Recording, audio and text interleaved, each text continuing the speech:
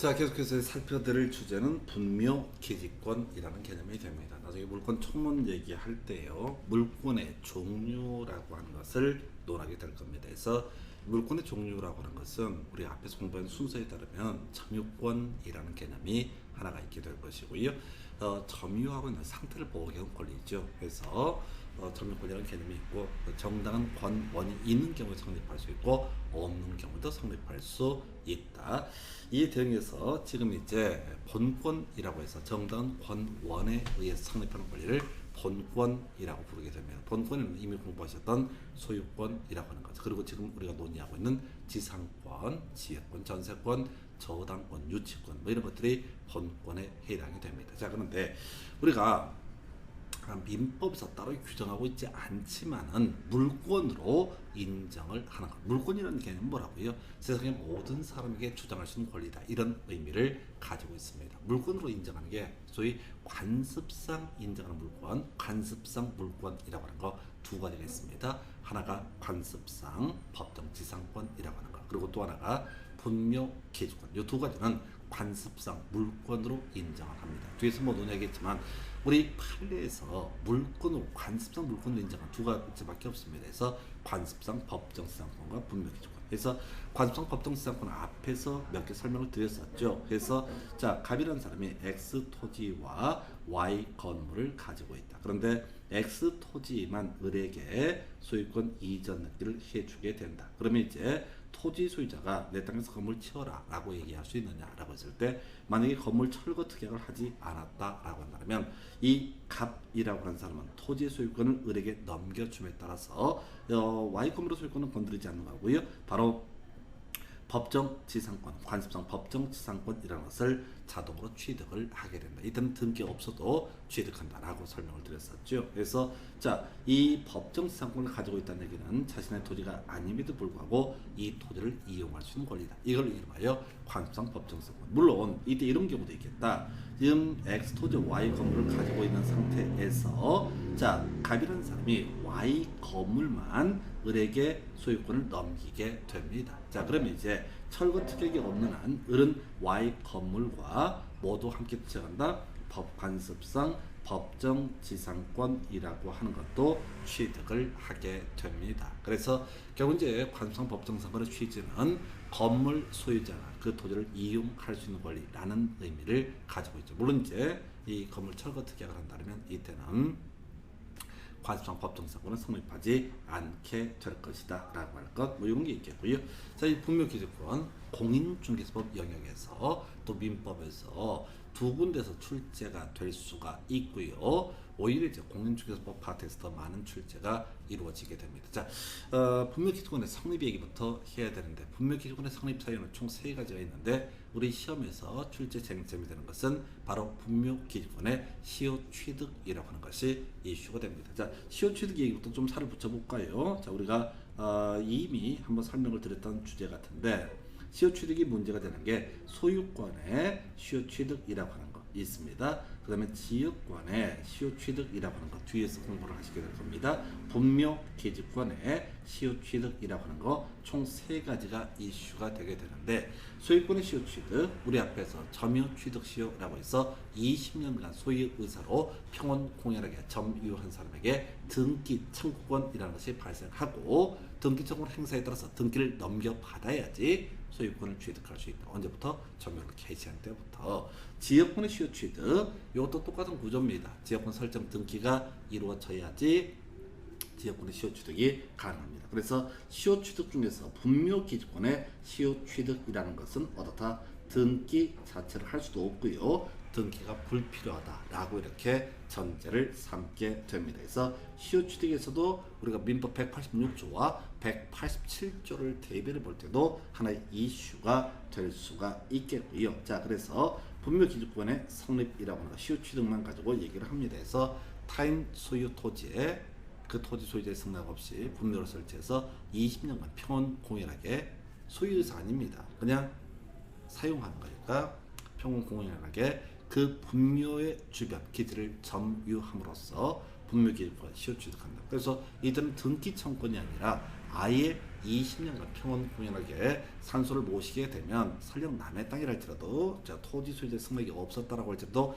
20년이라는 기간이 지나버리면 이 사람 분묘 기지권을 시효 취득을 하게 됩니다. 자, 근데 출제 포인트가 되는 것은요. 자, 바로 장사 등에 관한 법률 시행 이후 설치된 분묘 기지권 시효 취득을 할 수가 없게 됩니다. 자, 이건 사연이 좀 있는데요. 이 2001년도입니다. 2001년도 1월 11일인가 그래요. 그래서 뭐 날짜를 물어보진 않으니까 2001년 1월 11일 날 장사 등에 관한 법률이 시행이 되게 됩니다. 자, 이 법에 따르게 되면 자기 토지에 대해서 자기 토지에다가 산소를 설치한 경우에도 60년만 사용을 할 수 있고 60년 지나게 되면 산소를 철거할 의무가 발생한다라고 했던 것이 바로 장사 등에 관한 법률이라는 개념이 되게 됩니다. 자, 근데요, 원래 분묘 기지권의 시효 취득을 인정이 됐던 기존의 판례에 따르게 되면 이 분묘 기지권은 자, 이 사람이 몇 년 동안 20년 동안 이렇게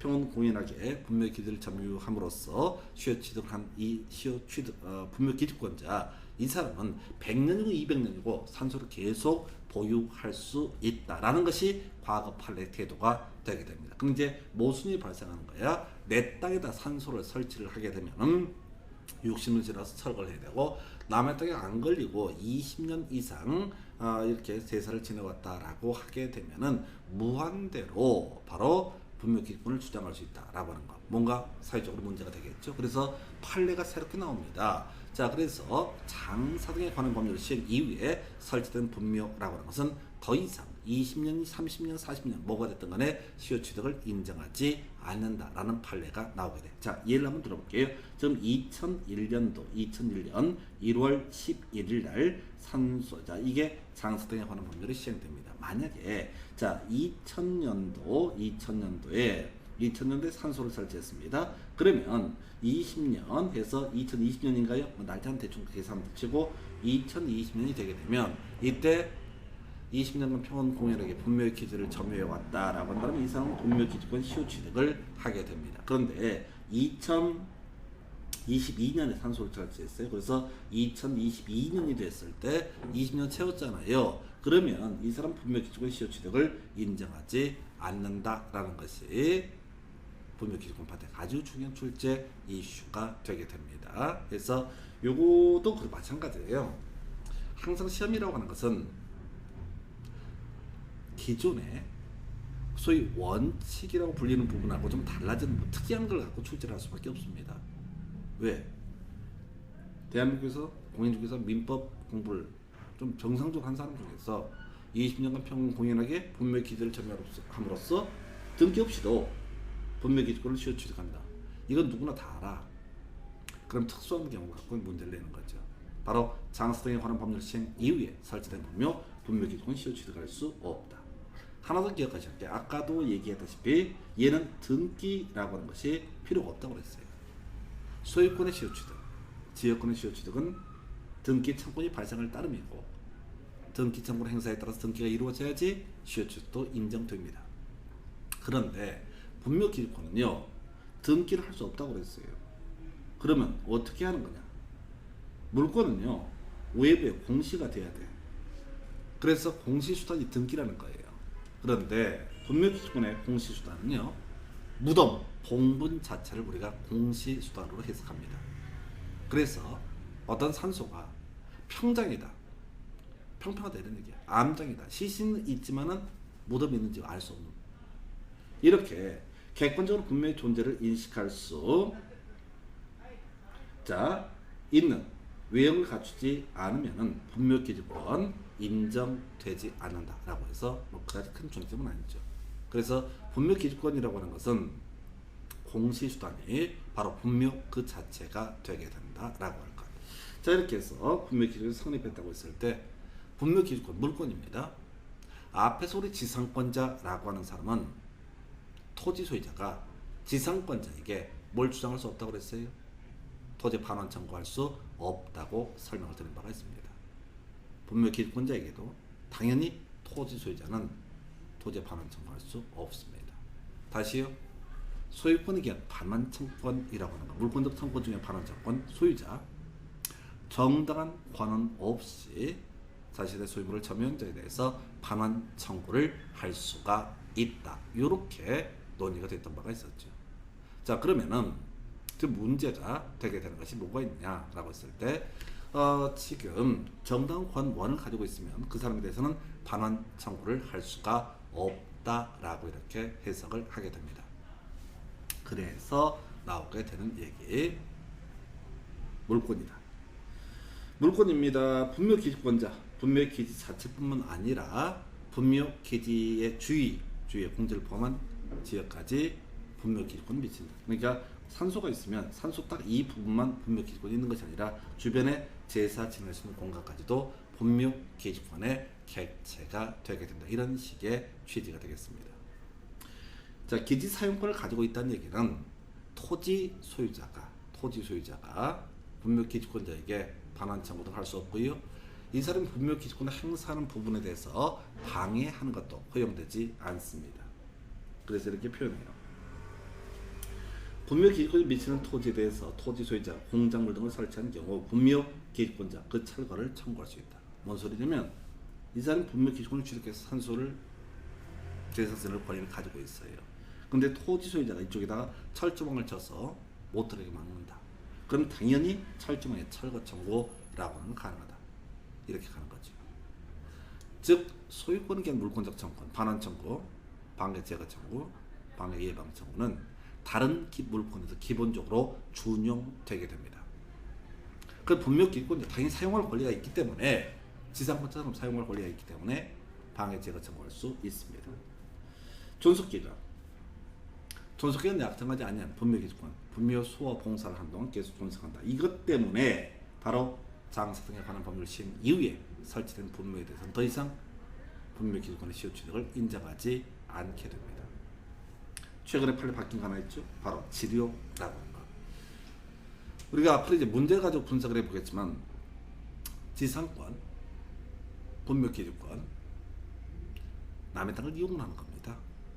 남의 땅을 이용을 하는 권리하고요, 무상하고는 사실 별개의 문제입니다. 그래서 사실 거의 다 유상으로 가야 돼요. 최근 판례 바뀐 거 이거 하나 기억하셔야 되죠.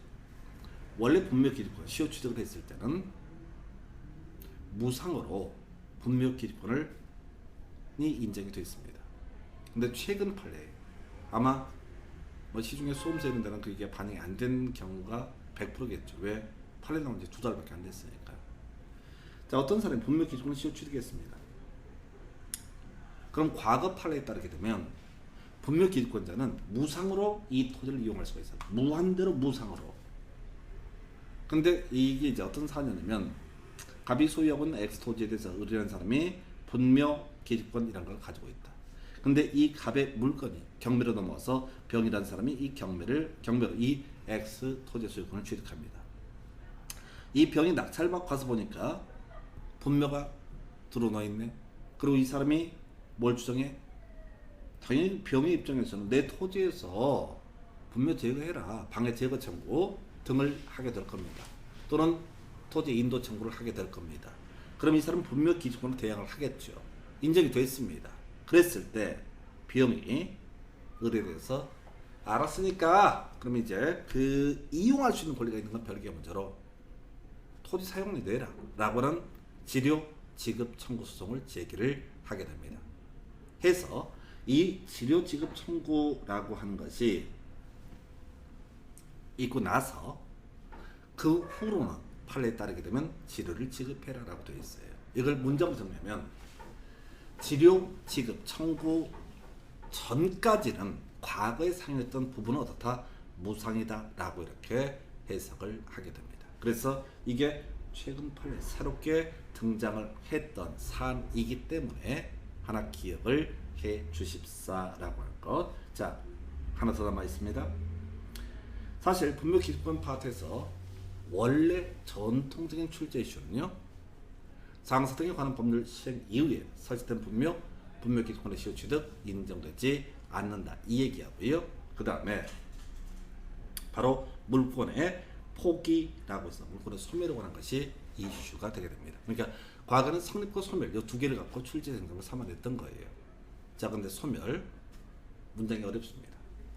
분묘기득권자가 그 권리, 분묘기득권의 포기의 의사를 표시한 경우 점유의 포기가 없다 할지라도 분묘기득권은 소멸하게 된다라고 이렇게 되어 있습니다. 자, 우리가 아마 공유할 때 설명을 드렸던 것 같아요. 소유권을 단독 소유권이라 하십시다. 이건 시험에 안 나올 텐데 단독 소유권을 포기를 하고자 합니다. 그냥 소유권을 포기하고 싶어? 별일이 다 있어. 포기의 의사표시 플러스 등기, 이 두 개가 이루어져야 됩니다. 그러면은 내가 소유권을 포기한다라고 하는 의사표시와 등기까지 이루어지게 되면 이때는 국가 소유가 되게 됩니다. 근데 우리 공유 파트에서 뭐라고 공부했었냐면 공유 지분권을 포기하고 싶다. 그럼 포기의 의사표시 외에 등기라고 하는 게 이루어져야 됩니다. 이때 등기를 함에 있어서는 갑이 60%의 지분, 을이 20%, 병이 20%의 지분을 가지고 있을 때 갑이 자신의 지분권을 포기하고 싶다. 그럼 포기의 의사표시를 하고요. 그 다음에 실질적으로 이 나머지 각 공유자 지분에 비례해서 갑의 지분이 을과 병한테 넘어가야지 포기의 효력이 발생하게 됩니다. 지분 이전 느낌이 있어야 돼요. 그래서 단독 소유권에 있어서 포기라고 하는 것은 국가 재산이 되게 되는 것이다. 그 다음에 공유 지분권의 포기라고 하는 것은 다른 공유자에게 지분 비율에 따라서 귀속이 되게 된다. 하나 더, 합유 지분의 포기. 합유도 지분은 있다고 그랬어요. 다만 등기부에 공시가 안 될 뿐이다 라고 설명을 드린 바가 있습니다. 합유 지분권의 포기라고 하는 것, 이것도 등기해야지 효력이 발생합니다. 공유에 있어서는 지분 이전 등기라는 형식을 취하게 될 테고, 합유에 있어서는 합유 명의 변경 등기라는 형식을 취합니다. 그래서 아까 이렇게 다시 한번 예를 들어볼까요? 갑이 60%, 을이 20%, 병이 20%, 이렇게 된 사안에서 갑이 자신의 지분권을 포기한다. 그러면 갑이 60% 지분이 각각 반반씩 을과 병으로 지분 이전 등기라는 형식을 취해서 갑은 자신의 권리를 포기할 수 있습니다. 그럼 다른 공유자에게 다른 공유자 지분 비율에 따라서 귀속이 되게 됩니다. 갑이 60%, 을이 20%, 병이 20%. 근데 이게 등기부에 지분이 표시가 되지 않는 형태 공동소유를 우리는 합유라고 부르게 됩니다. 그러면 이 갑이라는 사람이 합유 지분을 포기한다 라고 했을 때 포기의 의사표시 할 테고요. 등기는 등기 명의인 표시 변경 등기라는 형식을 취합니다. 뭔 얘기냐면 갑과 을과 병이 합유하고 있다 라고 이렇게 등기가 되어 있다가 갑의 이름을 지워버리는 거라고, 그럼 결과적으로 을과 병이 합유한다 이런 뜻이 됩니다. 뭔 얘기하고 있어요? 물건의 포기 얘기를 하고 있습니다. 단독 소유권, 포기 의사표시 외 등기, 그 소유권은 국가에 귀속이 된다. 공유 지분권의 포기, 포기 의사표시 외 지분 이전 등기라는 형식을 통해서 다른 공유자에게 지분 비율로 귀속이 되게 된다. 합유 명의 변경 등기라는 형식을 통해서 포기 의사표시 외 등기가 이루어져야지 포기의 효력이 발생한다. 그런데 말이죠, 분묘기득권의 성립이라고 하는 것과 대응해 봤을 때 원래 분묘기득권은 시효취득 관련해서 20년간 평공인하게 타인의 토지나 분묘를 설치했던 사람, 이 사람 분묘기득권 시효취득한다고 그랬습니다. 그리고 참고적으로 공시수단으로서 분묘가 필요하다라고 설명을 드린 바가 있습니다. 문제는 분묘기득권을 포기한다라고 한다면 법 체계론 보게 되면 첫 번째 포기 의사표시 필요할 테고요. 그럼 두 번째가 뭐가 필요할 거다? 봉분의 제거, 외부에 공시가 되어야 될 테니까 이게 법 논리적으로 그럴싸하게 느껴집니다. 그래서 이 사안은 어떤 얘기냐면은 이런 논리 구조예요. 갑이라고 하는 사람이 X 토지를 가지고 있는데 을이라는 사람이 분묘 기득권을 시효 취득을 했던 사안입니다. 그래서 갑이 분묘 기득권자 을에게 전화질 해갖고 염장을 지르죠. 그 조상묘를 남의 땅에 써서 분묘 기득권 취득하면 참 좋겠다. 많이 배워서 좋겠다. 깐죽거립니다. 그래서 을이라는 분묘 기득권자가 열받아가지고 얘기합니다. 분묘 기득권 포기하면 될 거 아니야. 왜 지랄이야? 이렇게 치고 나온 거야. 녹음이 돼버린 거야. 그래서 갑이 뭐라고 얘기하냐면 소송을 제기합니다. 을은 분묘 기득권을 포기했으니까 내 토지 위에 그들이 모시고 있던 산소를 계속 모실 권리가 없다. 그래서 토지 인도 청구를 하게 됩니다. 또는 산소의 제거 또는 철거 청구를 소송을 제기합니다. 그래서 을이라는 분묘 기득권자가 뭐라고 얘기를 하게 되냐면 아니야. 자, 물권의 포기라고 하는 것은 기본적으로 포기 의사 표시 외에 등기가 필요해. 한편 분묘 기득권은 성립 과정에서 20년간 평온 공연하게 분묘의 기득을 점유하는 것 외에 공시수단으로서 분묘가 존재해야 돼. 그렇다고 한다면 이 분묘 기득권이라고 하는 것의 포기라는 것도 포기의 의사표시 외에 봉분의 제거라고 하는 것이 필요하다라고 주장을 합니다. 그것도 그런 생각이 느껴지는 거죠. 우리 판례에서는요, 분묘 기득권자가 그 권리에 포기 의사를 표시를 하게 되면 소멸한다고 되어 있어요. 점유의 포기가 없어도 분묘 기득권은 소멸하게 가면 안 되고 포기의 의사 표시만 있으면 어떻다? 분묘 기득권은 소멸하게 됩니다. 그래서 분묘 기득권자 술 처먹고 나서 막말했던 거, 산소 치우면 될 거냐? 라고 큰 소리 쳤던 거 부메랑으로 돌아가는 거죠. 그래서 이렇게 개념을 잡습니다. 그래서 얘기 좀 길어졌는데 결론은 이제 간단한 얘기죠. 상습행에 관한 법률 시행 이후에 설치된 분묘, 더 이상 분묘 기득권의 시효 취득은 인정되지 않습니다. 두 번째 이슈. 원래 분묘 기득권은 무상입니다. 근데 토지 소유자가 분묘 기득권자에게 지료 지급 청구 소송을 제기를 하게 되면은 그 전까지 지료 지급 청구 소송을 제기하기 전까지는 무상이지만 이미 사용했던 부분은 무상이지만은 지료 지급을 청구하고 나서부터는 일정한 지료를 지불을 해야 된다. 이렇게 가는 거죠. 세 번째 소멸. 분묘 기득권의 포기라고 하는 것은 포기의 의사만 표시하더라도 바로 소멸한다. 이렇게 가게 됩니다. 그래서 자, 오늘 이렇게 해서 용익 물권 용익 지상권에 관한 주제 설명드렸고 다음 시간에 지역권 전세권 이어서 가도록 하겠습니다. 자, 오늘 여기까지 하겠습니다. 수고하셨습니다.